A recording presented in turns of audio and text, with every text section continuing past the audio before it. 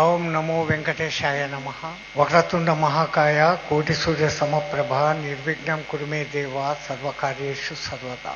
శరదిందు వికాస మందహాసం స్ఫురదిందీవరలోచనాభిరామం అరవింద సమాన సుందరాస్యాం అరవిందాసన సుందరీం ఉపాస్మహే. జ్ఞానానందమయం దేవం నిర్మల స్ఫటికాకృతిం ఆధారం సర్వ విద్యానాం శ్రీ హయగ్రీవ గురుం ఉపాస్మహే. మా గురుదేవులైనటువంటి మహంతి హిమాలయ గిరిజీ మహారాజ్ వారి పాదపద్మములను మనస్సులో స్మరించుకొని ఏడుకొండల వాడి దివ్య సన్నిధులు 7 రోజుల మహాయజ్ఞ కార్యక్రమపు మొదటి దినానికి విచ్చేసిన మీ అందరికీ, వేదిక మీద కూర్చున్న పెద్దలందరికీ, రేపొద్దున వేదికలు ఎక్కగలిగిన స్థాయికి చేరగల మీ అందరికీ నమస్కారాలు తెలియజేసుకుంటాను. అసలు పత్రిజీ గారిలో అదేదో సినిమాలో చెప్తాడు 0.00001 అన్నట్లుగా పత్రిజీ గారితో పోల్చుకుంటే ఈ కట్టె అట్లాడిది. దాని గురించి ఏమో ఇంత పెద్ద డబ్బా కొట్టేశారు స్వామి అంతగా చెప్పారు. నిజమే, ఒక విధంగా మీ ధ్యానులు అంటే నాకు లోపల కొంచెం ఈర్ష్య. పత్రిజీ గారంటే కూడా ఈర్ష్య. ఏండ్లు పట్టి ఏదో కొంచెం తెలుసుకున్నాము అనుకుంటున్న తరుణంలో ఆ తెలుసుకోవాల్సిన అంతటినీ మీకు సులభంగా తెలియజేసిన మహానుభావుడు ఆయన. మాకు ఏండ్లు పట్టినా నాకు తెలిసింది కొంచెమే అనిపిస్తుంది. ఎందుకంటే ఆత్మజ్ఞానం ఇది ఎలాగో బ్రహ్మాండంగా కొట్టేస్తాం. ఆ దిక్కుమాలిన ఆత్మ యాడుందో దీనికోసం ఎతికి ఇప్పుడు ఇన్నేండ్లయింది కనబడి చావలే. కానీ మీరందరూ అద్భుతంగా దాని గురించినటువంటి కనుక్కుంటా అంటారంటే అది వచ్చిన కొత్త వాళ్ళు కావచ్చు, ఎటువంటి వాళ్ళైనా కానీ ఎంత గొప్ప విషయం అది. మరి అటువంటి ఆయన చూస్తే మాకు ఈర్ష్య కలిగేది సహజమే. రాత్రులు కళలు వస్తాయా? రాత్రి కళలు ఏం కర్మ, పగటి కళలు కూడా బ్రహ్మాండంగా కనేస్తూ ఉంటాం. అన్ని కళలు కంటాం మనము. ఏ కళనైనా సాకారం చేసుకునే కేపొద్దన్న ప్రయత్నం చేస్తున్నామా? కానీ ఒక్క గురువు దగ్గర, సదానంద యోగి అని ఒక్క గురువు దగ్గర మిత్రుల ద్వారా ఏదో ఒక రూపంలో ఒక్క సులభ మార్గం కనుక్కొని తానొక్కడే తరించకుండా లోకాన్ని తరింపచేయాలని కలగన్నాడు ఒక మహానుభావుడు. ఆ కళను ఒక్క 40 ఏండ్లలోనే ఇంత విస్తృతపరిచాడు. నాకు ఒక బాధ ఏంటంటే చాలామంది స్వామీజీ వెళ్ళిపోయారు అక్కడుండి సంతోషిస్తారు. ఓ జూట్ బాత్ అయ్యారు.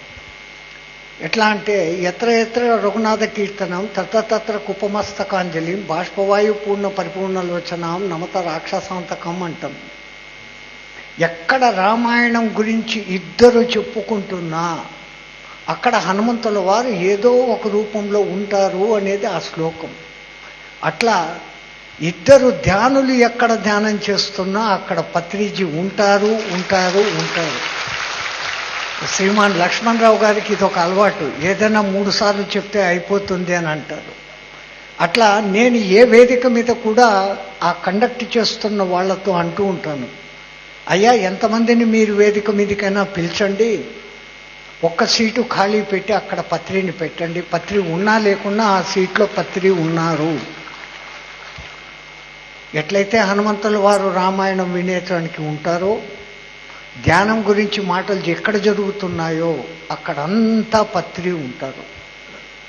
మహాత్ములు అందరూ ఒకే డైలాగ్ చెప్తారు, మనం ఆ డైలాగ్ను సరిగ్గా అర్థం చేసుకోలేదు. సాయిబాబా అంటాడు, నేను షిరిడీలోనే ఉండాను అనుకుంటే నువ్వు మూర్ఖుడివిరా, నీ ఇంట్లో పెట్టుకున్న ఫోటోలో కూడా నేను ఉన్నాను అంటాడు.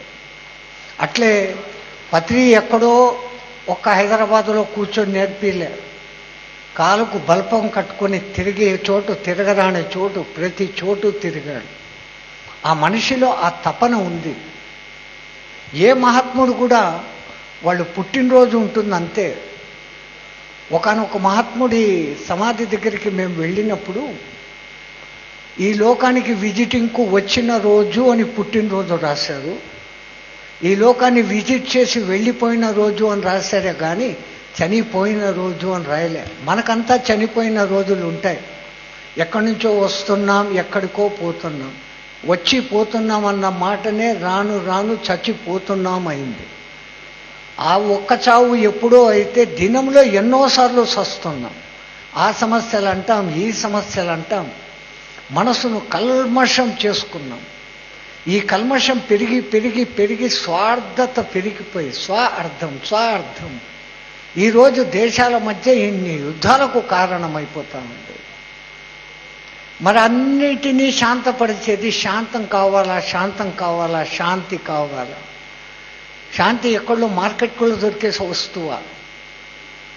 ముందు ప్రతి వ్యక్తి తను ఎవడో తాను తెలుసుకున్నప్పుడు ఈ కొట్లాటలు పోరాటాలు ఎక్కడా ఉండవు. వచ్చిన గొడవంతా ఏంటంటే మానవుడు నేను ఆనంద స్వరూపుణ్ణి అన్న సంగతి మర్చిపోయారు. ఎంతసేపు సుఖాలు సంతోషాల వెనకలనే పరిగెత్తుతూ ఉంటారు. సుఖం. నానా గడ్డి తిని నానా కష్టపడి ఏండ్లు కూడబెట్టి 30-40 పెట్టుకొని ఏసీ తెచ్చుకుంటాడు. ఇప్పుడు నా అంత సంతోషించేవాడు ఎవడూ లేడు. ఎండాకాలంలో చల్లగా వస్తుంది, చలికాలంలో వెచ్చగా వస్తుంది, ఆహా అనుకుంటాడు. ఆడు తీరా ఏసీ ఆన్ చేసినాక కరెంటు పోతే ఈ సుఖం కాస్త ఏడుపులోకి దిగిపోయాడు. ఏసీ అలవాటు పడినోడి బాధ చాలా బాధ. ఏసీ లేనివాడు ఏసీలో కాసేపు కూర్చొని బయటకు వస్తాడు, ఓకే. కానీ ఏసీకి బాగా అడిక్ట్ అయినోడు ఏసీ పోయిందనుకో ఒడ్డున పడిన చేపలాగా గిలగిలా కొట్టుకుంటాడు. మరి అంతవరకు ఉన్న సంతోషం ఏమైపోయింది? దుఃఖంగా మారిపోయింది. సుఖం కాస్త దుఃఖంగా మారిపోయింది. సంతోషం కాస్త విచారంగా మారిపోయింది. ఆనందము అనే దానికి ఏమన్నా ఆపోజిట్ వర్డ్ ఉందా? ఆనందం ఒకటే, అదే పరబ్రహ్మ ఆనందం. ఆ పరబ్రహ్మ యొక్క అంశస్వరూపులమై మనమందరం కూడా ఆనంద స్వరూపులమే. పత్రిజీ గారు ఆ లక్ష్యం పెట్టుకుని వచ్చినారు. వాళ్లకు వాళ్ళ ఆనందాన్ని, వాళ్ళ లోపలి ఆనందాన్ని గుర్తింపచేయాలి. వాళ్ళు ఆనంద స్వరూపులన్న సంగతి గుర్తింపచేయాలి. అది చేయాలంటే మనదంతా సనాతన ధర్మము, గురు శిష్య పరంపర. పత్రిజీ గారి దగ్గరికి పోయి ఎవరైనా గురువు గారు అని అంటే ఈడ్చొకడు కొడతాడు. ఆయన తాను గురువునని ఎప్పుడూ ఒప్పుకోడు. అందరినీ కూడా గురువులను పిలవడు. అందరినీ మాస్టర్స్ అంటాడు. My dear friends, my dear God's అంటాడు. కానీ ఒప్పినా ఒప్పుకోకున్నా ఆయన మనకందరికీ గురువు. ఎందుకంటే ఆయన కూడా మనకు ఒక మంత్రం ఇచ్చాడు. మంత్రము అంటే మనకు కావలసిన మంత్రాలు ఉన్నాయి. ఓం నమో భగవతే వాసుదేవాయ, ఓం నమ శివాయ, ఓం నమో నారాయణాయ, శ్రీమాత్రే నమః, శరవణ భవ. ఎన్ని మంత్రాలు ఉన్నాయి మనకు? ఎంతమంది దేవతలు ఉన్నాయి? ఒక్కొక్క దేవతకు కొన్ని వందల మంత్రాలు ఉన్నాయి. మరి పత్రిజీ గురువు గారు కూడా మనకు తమిళనాడు వాళ్ళకు ఎక్కువ. ఇప్పుడు మనకి ఇక్కడ కార్తికేయన్ గారని వచ్చి వెళ్ళారు. వాళ్ళు కార్తికేయన్ భక్తులు ఎక్కువ, అంటే సుబ్రహ్మణ్య స్వామి. వాళ్ళు ఎంతసేపు గురువుల దగ్గర నుంచి ఆ సుబ్రహ్మణ్య మంత్రం తీసుకోవాలనుకుంటారు. అది 6 అక్షరాలు ఉంటుంది, శరవణ భవ అని. అంతటి 6 అక్షరాల గొప్ప మంత్రాన్ని పత్రిజీ గారు మీకు కూడా ఇచ్చారు. శ్వాస మీద ధ్యాస, 6 అక్షరాలు. ఇప్పుడు పత్రిజీని మనం గురువుగా భావించుకుంటే ఆయన ఇచ్చిన 6 అక్షరాల మహత్తర మంత్రం అది. అక్కడ జపిస్తాము, ఇక్కడ సాధన చేస్తాం. అదే తేడా. జపించినంతసేపు కూడా మనసు చంచలమయ్యేదానికి అవకాశం ఉంది. మా దిక్కు కొంతమంది వస్తారు, సంసారంతో విరక్తి అయిపోయినాం స్వామి, మీ హిమాలయాల్లో మీ ఆశ్రమంలో మాకు జగ అయింది, మేము ఇక్కడనే జపం చేసుకుంటా కూర్చుంటాం అంటారు. మా గురువుగారు అంటారు వెంటనే, तेरा माला इधर फिरता रहेगा, तेरा मन घर के पास घूमता रहेगा. ఎదవా నువ్వేమో ఈడ రామ్ రామ్ రామ్ అంటావు, 3 సార్లు రామ్ అన్నాక మా పిల్లోడి నిద్ర లేచినాడా లేదా అని కొత్త మంత్రం అంటావు. నీ మనసు చంచలంగా ఉన్నంతసేపు ఎన్ని మాలలు తిప్పినా ప్రయోజనం లేదురా, నువ్వు అక్కడనే పోయి పోరాడి బతుకు అంటాడు.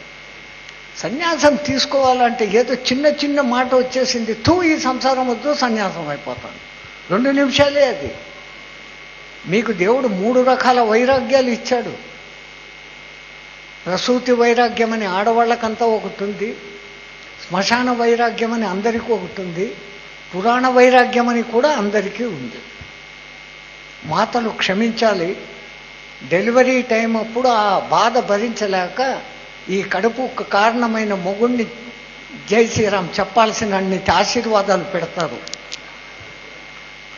అంతా కష్టపడి ఆ బిడ్డను గణేసినాక మా ఆయనేడి చూపించాలా అంటారు. అంతవరకు వచ్చిన వైరాగ్యం జై శ్రీరామ్. అది క్షమించాలి మాతలు, ఇది అందరికీ మాతలకు అనుభూతుల్లోనే ఉంటుంది. ఇంకా రెండవ వైరాగ్యం శ్మశాన వైరాగ్యం. ఎవడో ఒక మిత్రుడు చనిపోయాడు, ఆయన తీసుకెళ్తా ఉండరు. ఆ వెళ్ళే దారిలో ఎంత వైరాగ్యంగా మాట్లాడుకుంటే, ఏం బతుకులురా 4 రోజుల బతుకు, వాడు ఉన్నాడు, ఇంత చేశాడు అంత చేశాడు, ఏమీ చెప్పుకోకుండా పోయినాడు రా, మనం కూడా ఇంతేరా, నీటిలో బుడగరా, అన్నీ మాట్లాడుకుంటూ పోతాడు. ఆడవాడిని కాల్చడమో బూడ్చడమో చేసి 4 చెంబులు నీళ్లు పోసుకొని బయటకు వచ్చి గేటు దాటంగానే ఇదే స్నేహితుడు, ఇంతకుముందు స్నేహితుడు భుజం మీద వేసుకొని ఇన్ని కథలు చెప్పినోడు ఆ గేటు దాటి బయటికి రాగానే, అవురా 3,000 తీసుకొని 3 నెలలు అవుతుంది, ఇంతవరకు నాకు పైసా ఇస్తా లేదు ఏమంటాడు. అది శ్మశానంలోనే పోయింది ఆ వైరాగ్యం. మూడవది ఈ పురాణ వైరాగ్యం. మీరు అట్లా చేయండి, పత్రిజీ గారు ఇట్లా చెప్పారు, రామాయణంలో అట్లా చెప్పాడు. అబ్బబ్బబ్బా స్వామి ఏమి చెప్పాడండి, ఇదంతా పాటించాలండి. సభ జై శ్రీరామ్ జనగణమన అయిపోతుందా, కార్యక్రమం బయటికి లేసినాక ఇట్లా అంటాం కదా, దులుపుకుంటాం అయిపోయింది. మన లోకమే మన గోలని. ఆ వైరాగ్యాలు ఉండకుండా, వైవిధ్యాలను చూడకుండా ఏక మార్గంలో పోయేదానికి పత్రిజీ గారు నేర్పించిన ఈ మార్గం అంత సులభమైన మార్గము ఇంకోటి లేదు. ఎందుకంటే ఈ కట్టె క్రియాయోగంని చూసింది, సుదర్శన యోగము చూసింది, శాంభవి ముద్ర యోగము చూసింది. మహానుభావులు వాళ్ళు తరింపజేసేదానికి మన మధ్య వచ్చి అది చెయ్యగలిగిన వాళ్ళకి చెప్తున్నారు. వాళ్ళు చేసి తరించారు, ఇంకోళ్ళకు నేర్పిస్తున్నారు, నేర్చుకుంటున్నారే కానీ వాళ్ళు సాధనలు చేయడం లేదు. అది కఠినమైన సాధనలైనా ఆ సాధనలు చేసి ఆ మార్గంలో పోవచ్చు. ఎంతమంది ఈ కాలంలో పద్మాసనం వేసుకుని 1 గంట కూర్చునే వాళ్ళు చేయొద్దండి. ఒక 6 గంటలు కూర్చోగలిగిన వాళ్ళు అన్ని చేతులు దిగిపోయాయి. మళ్ళీ అంతంత తిప్పలు పడి ఏండ్ల కొద్దీ అట్లే కూర్చొని ఆ సాధనలు చేసినాడు. ఇది ఇంత సులభం. ధ్యానం అంటే ఎక్కడ ధ్యాస పెట్టడం. ఆ ధ్యాస ఎంత సులభంగా ఎక్కడ పెట్టాలా? అన్నిటికీ మూల కారణం, మనం బతికుండేదానికి కారణభూతమైనటువంటి మన ప్రాణం మీద పెట్టాలి. ఆ ప్రాణం లోపల ఉంది. ఈ ప్రాణం ఉంది అని మీకు ఎట్లా తెలుస్తుంది? బయట నుంచి ఒక గాలి లోపలికి వస్తే ఆ ప్రాణము 5 రకాలుగా మారుతుంది. ప్రాణ అపాన వ్యాన ఉదాన సమానాలుగా మారుతుంది. ఇంకా ఆ తర్వాత నాగ కూర్మ కృకుర దేవదత్త ధనుంజయాలు అని 10 రకాలుగా లోపలికి మారి కణానికి చేరుతా ఉంది. ఇంతటి వ్యవస్థ పరమాత్ముడు ఈ ఊపిరితిత్తుల్లో ఇచ్చి పెట్టితే ఆ ఉన్న శ్వాస మీద మనం ధ్యాస పెట్టలేకుండా ఇన్వాలంటరీగా జరిగిపోతూనే ఉంది. 21,600 జపం. ఇంకా ఎక్కువ మాట్లాడితే అంతకన్నా ఎక్కువ శ్వాసలు తీసుకుంటాం. అయిన దానికి కాని దానికి చిన్నదానికి కొట్లాడుకుంటాం. వాడు ఎవడో ఏదో అనేశాడు అంటే వెంటనే నన్నంటావా అని 20 సార్లు గట్టిగా పిలుస్తాం. 21,600 కాదు, 31,600 పిలుస్తాము. ఆయుష్ ప్రమాణం తగ్గిపోతుంది. మన చేతుల్లోనే మన జీవితం ఉంది. ఎన్నాళ్ళు కావాలంటే అన్నాళ్ళు బతకచ్చు. కానీ ఊరికే బతకడం ఏం బతకది?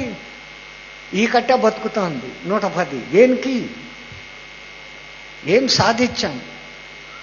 ఆ పత్రి మహానుభావుడు ముందొచ్చాడు, వెనకపోయాడు, ఏమో ఇన్నాళ్ళు ఉంటాడు.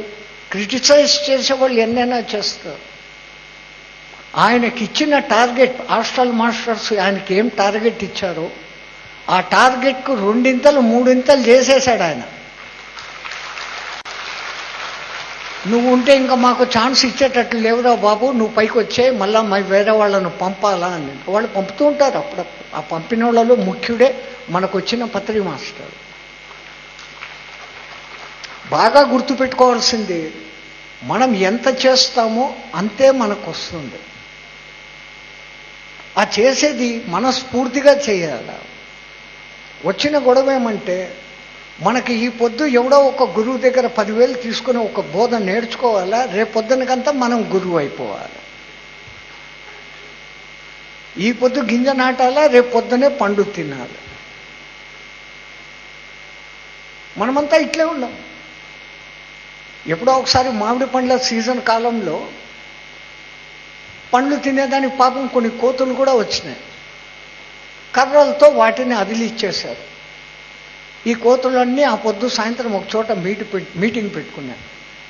ఈ మనుషులు మమ్మల్ని తినేటేం లేదు, వాళ్ళే చెట్లు పెంచుకుంటున్నారు, వాళ్ళే కోసుకొని వాళ్ళే అమ్ముకొని తింటున్నారు, ఆ పని మనం ఎందుకు చేయకూడదు?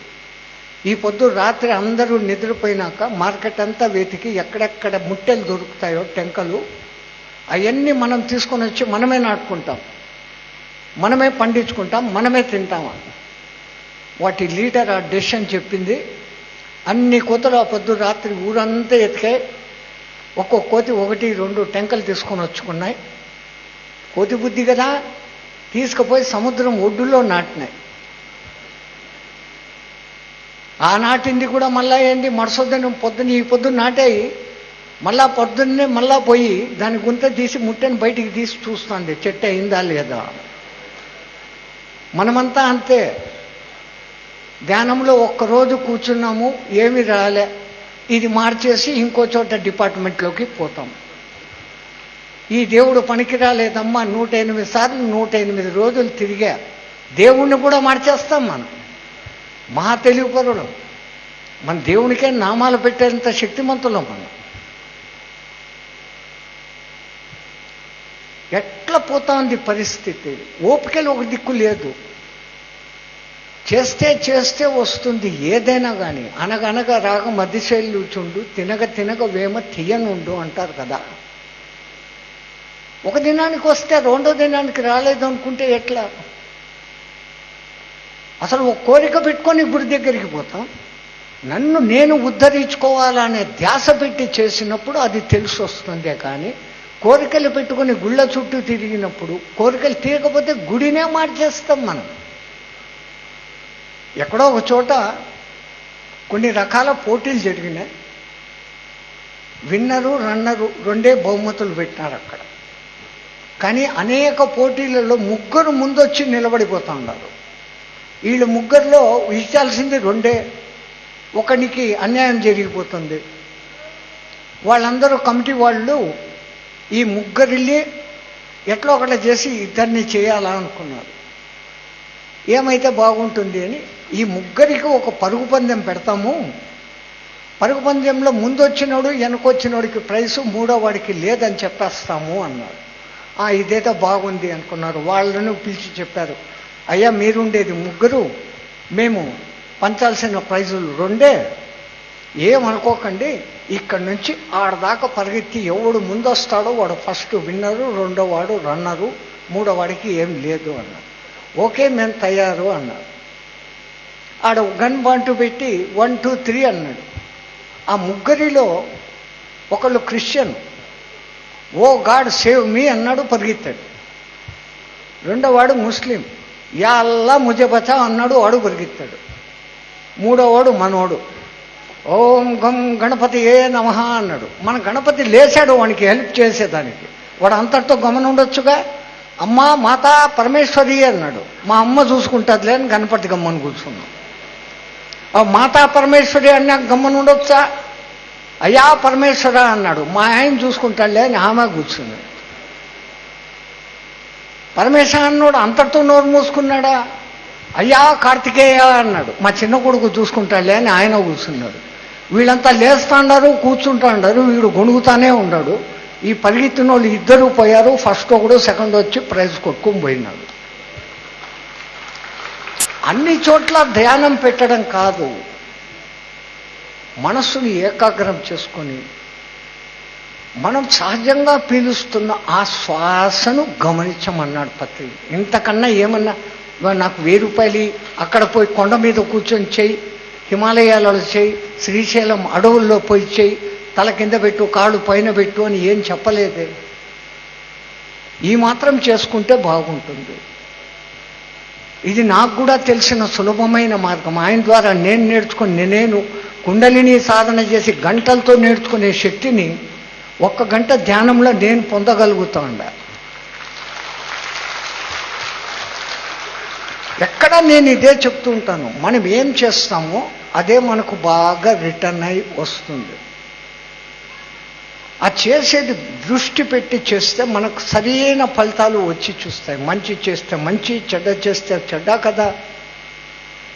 ఎక్కడో ఒక చోట 2 మిత్రులు ఉన్నారంట, ప్రాణమిత్రులు. చిన్నప్పటి నుంచి కలిసి బతికారు, పెద్దయినాక పెళ్ళిళ్ళు చేసుకున్నారు, వ్యాపారాలు కూడా పెట్టుకున్నారు. ఒకడేమో బెల్లం వ్యాపారం పెట్టుకున్నాడు, ఒకడేమో జొన్నల వ్యాపారం పెట్టుకున్నాడు.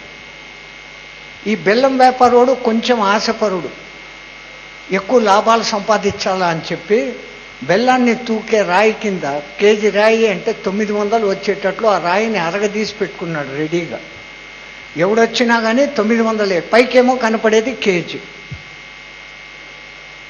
ఒకసారి ఆ జొన్నల వ్యాపారి మిత్రుడు బెల్లం అవసరమై వీడి దగ్గరికి వచ్చాడు. వీడు 900 కేజీ రాయే పెట్టి వానికి ఇచ్చాడు, 900 గ్రాములు. వాని భార్య అనింది, వాడు నీ ప్రాణ స్నేహితుడు కదయ్యా, అందరినీ మోసం చేస్తాండవు, నీ ప్రాణ స్నేహితుడిని కూడా మోసం చేస్తావా అని. వ్యాపారంలో వెనక లేదు, ముందు లేదు, అమ్మ లేదు, నాయన లేదు, ఎవరికైనా అంతే. అక్కడ అదే మీ తెలుగులో అంటారు వంగ తోట కాడ బావ కాదు అని. వీడు అట్లా మోసం చేసి తూకం చేసి బెల్లం ఇచ్చాడు. ఈయన తీసుకొని పోయినాడు. కాసేపు అయినాక బెల్లం వ్యాపారి భార్య, మా కోళ్లకు జొన్నలు అయిపోయినాయి, నువ్వు పోయి తీసుకురాపో అని. ఈ జొన్నల వ్యాపారి దగ్గరికి ఆయన పోయాడు. ఒరే 1 కేజీ జొన్నలు ఇరా అని. కూర్చోరా, లోపలికి పోయి తీసుకొని వచ్చి ఇస్తానని 1 కేజీ జొన్నలు తూకం చేసుకొని తీసుకొని వచ్చాడు. వీడు మొదటి నుంచి దొంగ బుద్ధోడు కదా, అది వానికి కేజీ బరువుగా అనిపించలే. ఏమో తక్కువగా అన్నట్లుందే అని పక్క షాప్లో తూకం వేసినాడు. నిజమే 900 గ్రాములు ఉంది. గుండె ఢామ్ అయింది. నాలాగా వీడు కూడా 900 ఇవ్వడానికి దిగినాడా అనుకొని, ఒరే నేను ప్రాణ స్నేహితుడిని కదా, నన్నే మోసం చేస్తావా, కేజీ అడిగితే 900 ఇస్తావా నాకు అన్నాడు. అరే నన్నేం చేయమంటావురా, నువ్వు వచ్చి జొన్నలు అడిగేసప్పటికీ నా కేజీ రాయి కనపడలేదు, పొద్దున్న నువ్వు ఇచ్చిన బెల్లం ఉంది కదా కేజీ బెల్లము, అదే తూకం చూసి నీకు ఇచ్చినాను. మనం ఏం చేస్తామో అదే మనకు వస్తుంది. సహజంగా మన భారతదేశ ధర్మం విశాల హృదయం. మనకు ఉన్నంతలో ఇంకోనికి పెట్టే ధర్మం కలిగినటువంటి జాతి మనదొక్కటే. అటువంటి జాతిలో మనం పుట్టి స్వార్థానికి మారిపోతూ చిన్న చిన్న వాటికి ఇతరులతో కొట్లాడుకుంటూ మన టయాన్ని వేస్ట్ చేసుకుంటున్నాం. 24 గంటలు దేవుడు ఇచ్చాడు. ఆ ఇచ్చిన దాంట్లో మన వ్యక్తిగత పనులకు, ఉద్యోగాలకు, వ్యాపారాలకు, వ్యవహారాలకు అన్నిటికీ టైం పెట్టుకుని, నిద్రకు టైం పెట్టుకున్నా ఇంకా కొంచెం టైం మిగులుతుంది. ఆ 2 గంటల్లో 1 శరీరం భద్రంగా ఉండేదాన్ని, 2వది మనం ఎవరో మనం నిజంగా తెలుసుకునేదాన్ని. మీరు ఎవరు అని అడిగితే వెంటనే నేను ఫలానా ఇన్ని నేనులు చూపిస్తూ చెప్తారే కానీ ఇన్ని నేనులు లేవు. నేను అన్న ఒక్క వర్డే ఉంది. ఆడవాళ్ళని అడిగినా, మగవాళ్ళని అడిగినా, మధ్య వాళ్ళని అడిగినా నేను నేను నేను అంటారు. ఈ నేను ఎవరు, ఇది తెలుసుకునేకే రమణ మహర్షి ఎంతో తిప్పలు పడ్డాడు. ఎంత కఠినమైన ధ్యాసలో ఉండిపోయినాడు, మౌనంలో ఉండిపోయినాడు, తన్ను తాను తెలుసుకోగలిగినాడు. భగవాన్ రమణ మహర్షిగా మారి మన మధ్యలో ఉన్నాడు. మనం ఎంతసేపు అబ్బా రామకృష్ణ పరమహంస కలకత్తా కాళీతో మాట్లాడినాడంట, నువ్వెందుకు మాట్లాడలేవు? ఆ తపన నీలో ఎందుకు లేదు? రామకృష్ణుడిలాగా అమ్మా నువ్వు పెడితేనే నేను చేస్తాను అన్నంత మొండితనం మనలో ఏం లేదు. మనకు ఒక గురువు ఒకటి నేర్పించినాడంటే దాని మీద పరిపూర్ణ విశ్వాసం పెట్టి మనం దాన్ని ఎందుకు చేయలేకపోతున్నాం? కారణం ఏమంటే మనలో విశ్వాసము కొంచెం కూడా తగ్గుతాం. డౌటింగ్ మాస్టర్లం మనం. సంశయాత్మ వినశ్యతే.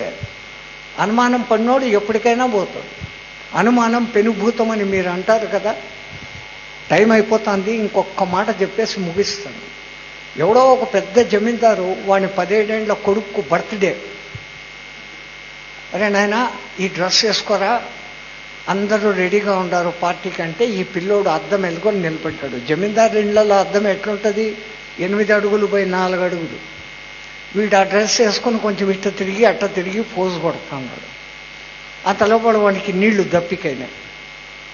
సర్వెంట్కు చెప్పాడు, నీళ్లు తీసుకొని వచ్చాడు. ఆ నీళ్ళు ఇట్లా నోరు ఎత్తి అద్దంలో నుంచి చూసుకుంటా నీళ్లు తాగుతున్నాడు. వెనక గోడ మీద ఒక బల్లి ఉంది. ఆ బల్లి జారి కింద పడింది. వీనికి అద్దంలో ఎట్లా కనపడింది? ఆ బల్లి నోట్లో పడినట్లు కనపడింది. వామ్మో నేను బల్లి మింగినానని నాయన దగ్గరికి పోయినాడు. నాయన బల్లి మింగినాను. ఏం పర్వాలేదురా, డాక్టర్ని పిలుస్తాను. డాక్టర్ని పిలిచాడు. వాడు ఏదో వామిటింగ్ మందు ఇచ్చాడు. వీడికి కక్కాడు. వీడికి బల్లికి పల్లె మింగింటే కదా బయటికి పడే సచ్చేది. రాలే నాయన అన్నాడు. ఒకసారి వాంతి, 2 సార్లు వాంతులు చేసి వీడు అలసిపోయినాడు. మందులు ఇచ్చేవాడు అలసిపోయినాడు. బల్లి మట్టుకు బయటికి రాలే. ఉంటే కదా 5 నెలలు అయింది, 6 నెలలు అయింది. బల్లి తిన్నోడు 5 నెలలు 6 నెలలు బతికి ఉంటాడా? ఈడు మట్టుకు బతికే ఉంటాడు అనుమానం పీనుగా. ఉంటే మింగి సచ్చింటే కదా. 6 నెలలు అయిపోతుంది, ఇంకా సచ్చే స్టేజ్ వచ్చింది. ఆ జమీందారు డిక్లేర్ చేశాడు, నా ప్రాపర్టీలో సగం ప్రాపర్టీ ఇస్తా, నా కొడుకును బతికేయాలని. దానికి ముందు దేశం, ప్రపంచం, విదేశం అన్ని చోట్ల తిప్పాడు. బలి బయటికి రావడం లేదు. అక్కడికి ఒక ఐడియా వచ్చింది. ఆ పిల్లోని ఏకాంతంగా కూర్చోబెట్టి, ఒరే నువ్వు మింగిన బల్లి ఎట్లా సైజులో ఉందిరా అన్నాడు. చిటికిన వేలంత ఉంది, 3 అంగుళాలు. ఏ రంగులో ఉందిరా అన్నాడు. ఎర్రగా ఉంది. ఏం పర్వాలేదు, నేను పెద్ద మంత్రగాడిని. 2 రోజులు నీ కోసం పెద్ద తపస్సు చేసి మంత్రాలన్నీ చేసి ఒక నీళ్లలోకి ఆ మందు ఆహ్వానం చేసి ఇస్తాను. సంవత్సరాల కింద తిన్నది కూడా బయటకు వచ్చేస్తుందిరా, ఏం పర్వాలేదని ధైర్యం చెప్పాడు. ఆ మాట చెప్పేసి వీడు బయటికి పోయి 2 రోజులు ఊరంతా ఎతికాడు ఆ సైజు బల్లి ఆడ కనపడుతుందా అని. ఆ బల్లిని ఎట్లో ఒకటి తిప్పలు పడి ఆ బల్లిని తీసుకొని చేతిలో పట్టుకున్నాడు. 2వ రోజు అయింది. ఓ చెంబులో నీళ్లు తీసుకొని వచ్చినాడు. దాంట్లో ముందే వామిటింగ్ మందు కలిపి పెట్టినాడు. చాలా కష్టపడి 2 రోజులు నిద్రపోకుండా ఆ మంత్రాలన్నీ ఆవాహన చేసి నీళ్లు ఇచ్చానురా, ఈ నీళ్లు తాగు, ఆ బల్లి బయటకు వస్తుంది అన్నాడు. వాడు తాగాడు. వాంతి చేసేటప్పుడు కళ్ళు ఎవడైనా మూసుకుంటాడు కదా, వాక్ అన్నాడు. వాడు కింద పడంగానే ఈ బల్లిని తీసి దాంట్లో వేసినాడు. చూడు చూడు చూడు ఇంకా ఆడుతుంది చూడు, బల్లి బతికే ఉందాం. ఒకే నమ్మకము వాడిని అంత జబ్బు పాలు చేసింది. ఒకే నమ్మకము వాడిని బతికిచ్చింది. ఉండాల్సింది మనకు పరిపూర్ణ నమ్మకం. పత్రిజీ మనకి మంత్రము శ్వాస మీద ధ్యాస ఇచ్చాడు. పట్టుకొని ముందుకు వెళ్ళిపోవడమే, పత్రి అంతటి వాళ్ళం కావడమే, పత్రి ఆశయాన్ని పూర్తి చేయడమే. లోకమంతా జగత్తంతా ధ్యానమయం కావాలా అన్నది పత్రి లక్ష్యం. ఇప్పుడు ధ్యానులైన ప్రతి ఒక్కళ్ళు ఆ లక్ష్యాన్ని ముందుకు తీసుకుపోవాల్సిన ఒక్కొక్క సూపర్ సోల్జర్గా మారాలా అని కోరుకుంటూ సమయాతీతమవుతోంది. ఈరోజు ఇంతటితో విరమించుకొని రేపు ఇంకా ఎంతోమంది మహానుభావులు వస్తూ ఉంటారు. వారి దివ్య సందేశాలు చెప్పుకుంటుంటారు. 7 రోజులు మీకు అద్భుతమైన రుచికరమైన భోజనాలు. అక్కడ ఆ భోజనాలు అయితే ఇక్కడ జ్ఞాన భోజనాలు ఉంటాయి. జై శ్రీమన్నారాయణ.